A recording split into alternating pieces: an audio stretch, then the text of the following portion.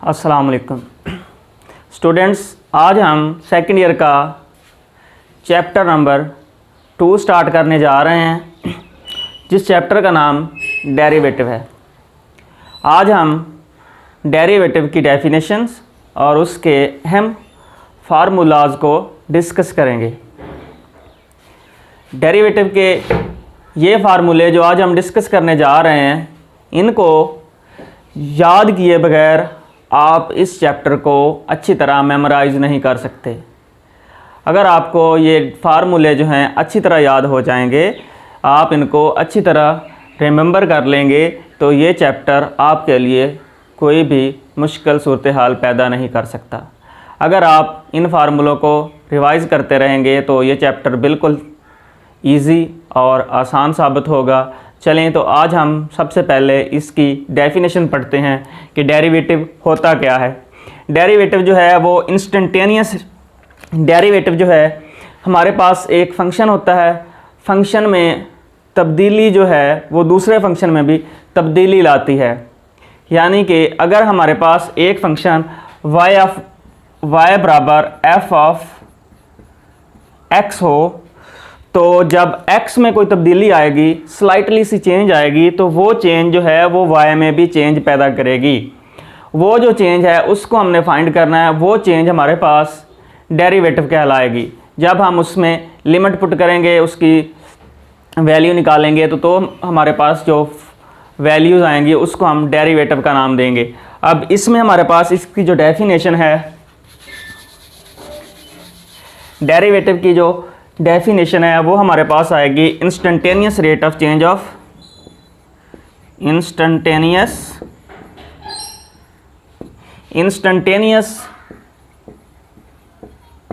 Rate of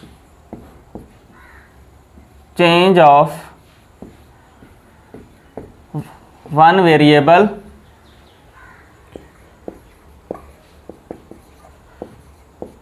variable with respect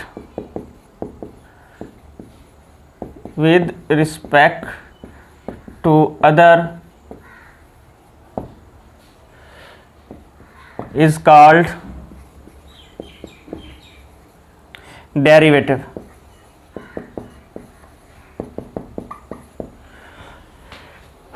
Instantaneous rate of change of one variable with respect to another is called derivative, और इसको हम denote करते हैं, it is denoted bye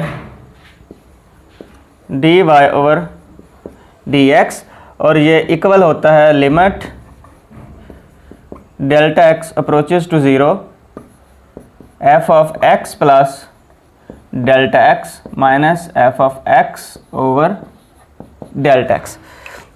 तो हमारे पास derivative की जो डेफिनेशन आई है वो instantaneous rate of change of one variable with respect to another is called derivative, और इसको हम डिनोट करते हैं dy बाय dx से।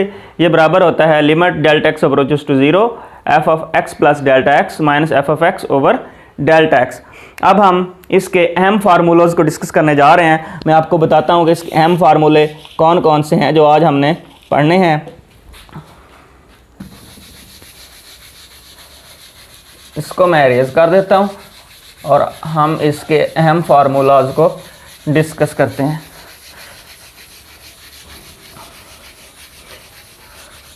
इस लेक्चर में जितने फार्मूले हम डिस्कस कर सकते हैं वो हम करेंगे, उसके बाद जो मज़ीद हैं वो साथ साथ करते जाएंगे। पहली बात जो बताने वाली है कि हमारे पास d ओवर dx जो हम इस्तेमाल करते हैं, ये क्या चीज़ है। ये d ओवर dx जो है वो डेरिवेटिव है किसी भी वेरिएबल का विद रिस्पेक्ट टू x।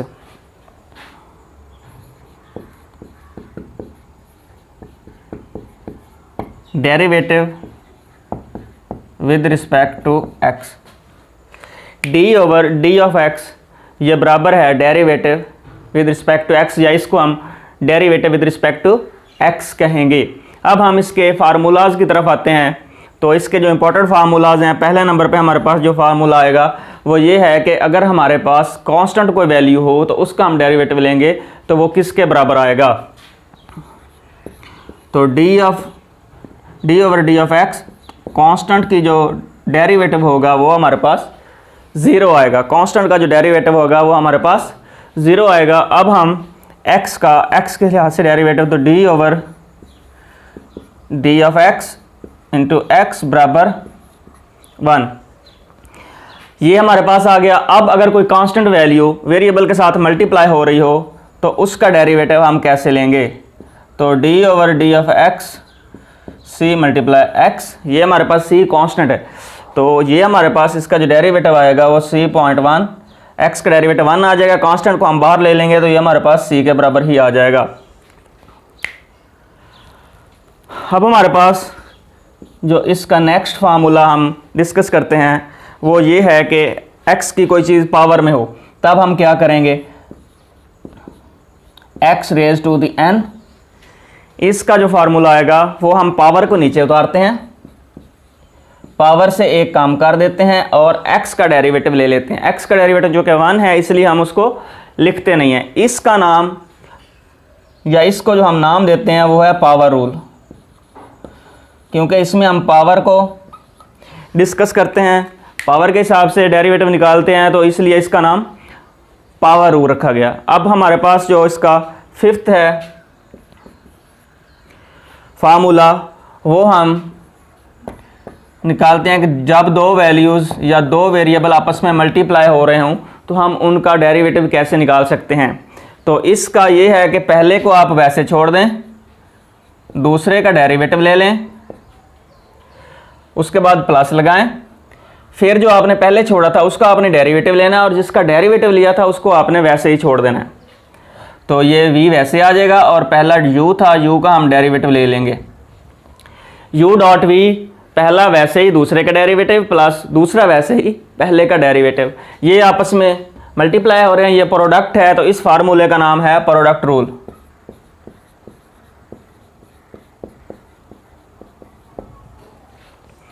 उसके बाद हम डिवाइड वाला पढ़ते हैं। डिवीजन में अगर दो वैल्यू हमारे पास डिवाइड हो रही हों तब हम उसका डेरिवेटिव कैसे फाइंड कर सकते हैं। इसका डेरिवेटिव फाइंड करने के लिए हम क्या करते हैं, नीचे वाले का स्क्वायर लेते हैं, नीचे वाले का स्क्वायर लेते हैं, उसके बाद नीचे वाला वैसे ही ऊपर वाले का डेरिवेटिव, ऊपर वाला नीचे वाला वैसे ही ऊपर वाले का डेरिवेटिव माइनस ऊपर वाला वैसे ही नीचे वाले का डेरिवेटिव। जब दो वैल्यूज हमारे पास डिवाइड हो रही हों तो हम उनका डेरिवेटिव कैसे लेंगे, नीचे वाले का स्क्वायर, नीचे वाला वैसे ही ऊपर वाले का डेरिवेटिव माइनस ऊपर वाला वैसे ही नीचे वाले का डेरिवेटिव। इस फार्मूले को कहते हैं कोशेंट रूल, इसका नाम है कोशेंट रूल। अब हम लॉग का डेरिवेटिव कैसे ले सकते हैं। अगर हमारे पास किसी फंक्शन के साथ लॉग आ जाए तो उसका हम डेरिवेटिव कैसे लेंगे। अगर हमारे पास d of x log of x के बराबर हो तो इसका डेरिवेटिव हमारे पास आएगा 1 over x. Log of x का डेरिवेटिव इस फार्मूले के तहत हम निकाल सकते हैं। जब किसी भी चीज़ के साथ किसी भी वैल्यू के साथ हमारे पास लॉग आ जाएगा तो हम इस फार्मूले के तहत उसका डेरिवेटिव फाइंड कर सकते हैं। लॉग ऑफ एक्स के बाद हम देखते हैं कि अगर हमारे पास किसी कांस्टेंट वैल्यू के साथ किसी कांस्टेंट वैल्यू की पावर में वेरिएबल आ जाए तो उसका डेरिवेटिव हम कैसे फाइंड करेंगे। अब हमारे पास a है, ये कोई भी कांस्टेंट वैल्यू हो सकती है, तो उसकी पावर में हमारे पास अगर x हो तो उसका डेरिवेटिव हम कैसे लिखेंगे। एक दफ़ा ये वैसे आ जाएगा और साथ में उस कांस्टेंट के साथ लॉग आ जाएगा, लॉग ऑफ a आ जाएगा। लॉग इसके आप बेस भी लगा सकते हैं, अगर इधर बेस e लगाएंगे, इसको पढ़ें या ना पढ़ें कोई मसला नहीं है। तो a की पावर में x हो तो ax बराबर ax log a आ जाएगा। एक्सपोनेंशियल का डेरिवेटिव हम कैसे लेंगे। अगर हमारे पास e raise to the x हो यानी एक्सपोनेंशियल की पावर में वेरिएबल हो तो हम उसका डेरिवेटिव कैसे लेंगे। तो ये वैसे का वैसे सेम आ जाएगा, ex का डेरिवेटिव ex आएगा, उसके बाद हम पावर का डेरिवेटिव लेते हैं तो x का डेरिवेटिव जो कि 1 होता है इसलिए हम उसको लिखते नहीं हैं। अब हम इसके ट्रिग्नोमेट्रीज फार्मूला जो हैं उनको डिस्कस करते हैं। उनको डिस्कस करने के बाद हम इंशाल्लाह अपनी एक्सरसाइज को स्टार्ट करेंगे। 9 फार्मूलाज हमने डिस्कस कर लिए हैं। अब जो बकिया ट्रिग्नोमेट्रिक फार्मूलाज हैं, ट्रिग्नोमेट्रिक अगर हमारे पास कोई वैल्यूज़ आ जाएं तो उनका डेरिवेटिव हम कैसे फाइंड करेंगे, किन फार्मूलों के तहत फाइंड करेंगे, वो अब हम डिस्कस करते हैं।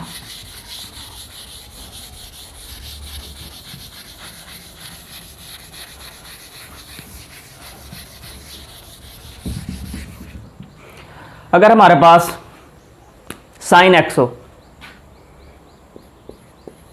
10वां फार्मूला, अगर हमारे पास साइन एक्स हो तो उसका एक्स के लिहाज से डेरिवेटिव जो होगा वो क्या होगा? साइन एक्स का डेरिवेटिव हमारे पास आएगा कॉज एक्स। इसी तरह कॉज एक्स होगा तो उसका डेरिवेटिव क्या आएगा? Derivative with respect to x, cos of x बराबर minus sine of x. Cos x के डेरिवेटिव के साथ आप माइनस साइन लगाएंगे, साइन का डेरिवेटिव होगा जो पॉजिटिव कॉस एक्स आएगा। इसके बाद हमारे पास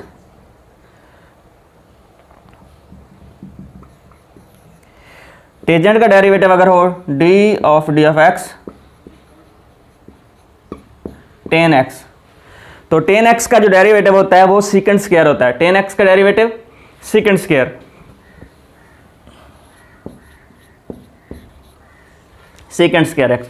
अब हम इनके रेसिप्रोकल्स का डेरिवेटिव डिस्कस करते हैं। पहले हमने किया साइन एक्स किसके बराबर, साइन एक्स का डेरिवेटिव कॉज एक्स के बराबर होता है, कॉज एक्स का डेरिवेटिव माइनस साइन एक्स के बराबर होता है, टेन एक्स का डेरिवेटिव सेकेंड स्क्वायर एक्स के बराबर आता है। अब हम इसके रेसिप्रोकल जो हैं उनको डिस्कस करते हैं। तो हमारे पास साइन का जो रेसिप्रोकल है वो है कोसिकेंड स्क्वायर, कोसिकेंड एक्स। तो कोसिकेंड एक्स का जो डेरिवेटिव होगा वो किसके बराबर आएगा? कोसिकेंड एक्स का डेरिवेटिव हमारे पास माइनस कोसिकेंड एक्स और कॉट एक्स के बराबर आ जाएगा। Minus cosecant x cot x के बराबर आएगा। उसके बाद कॉज का जो रेसिप्रोकल है वो हमारे पास सीकेंड एक्स होता है। इसका डेरिवेटिव हमारे पास क्या आएगा? Secant x tangent x.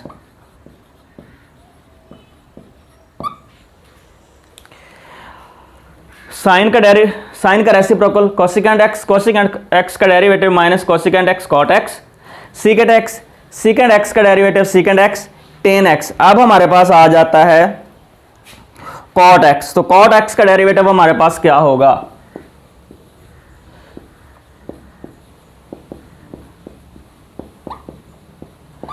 Cot x हमारे पास माइनस कोसिकेंड स्क्वायर एक्स के बराबर आता है।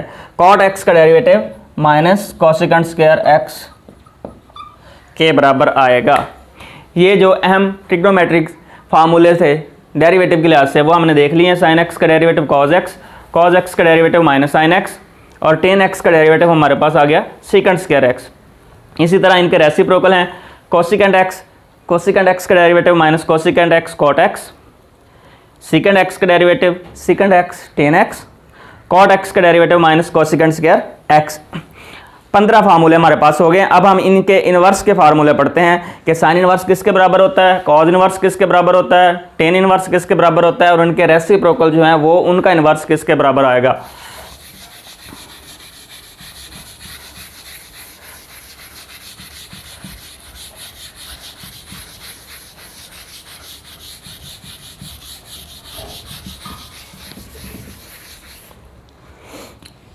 सबसे पहले मैं इनको लिख लेता हूं, उसके बाद फार्मूला लिखते हैं।